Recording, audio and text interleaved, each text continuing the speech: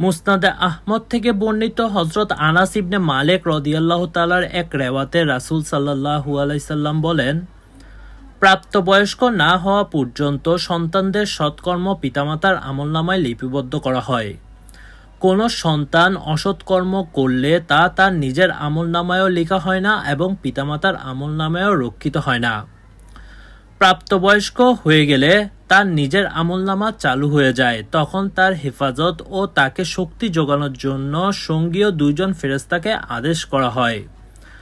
যখন সে মুসলমান অবস্থায় 40 বছর বয়সে পৌঁছে যায়, তখন আল্লাহ তাআলা তাকে উন্মাদ হওয়া, কুষ্ঠ ও দাবল কুষ্ঠ এই রোগত্রয় থেকে নিরাপদ করে দেন।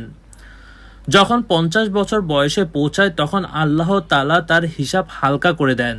60 বছর বয়সে পৌঁছালে সে আল্লাহর দিকে রুজুর তৌফিক প্রাপ্ত হয়। 70 বছর বয়সে পৌঁছালে আসমানের অধিবাসী সব ফেরেশতা তাকে মহব্বত করতে থাকে।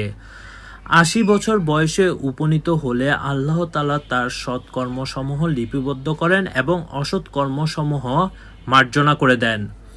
90 বছর বয়সে আল্লাহ তাআলা তার অগ্রপশ্চাতের সব গুনাহ মাফ করে দেন এবং তাকে তার পরিবারের লোকদের ব্যাপারে শাফায়াত করার অধিকার দান করেন ও শাফায়াত কবুল করেন।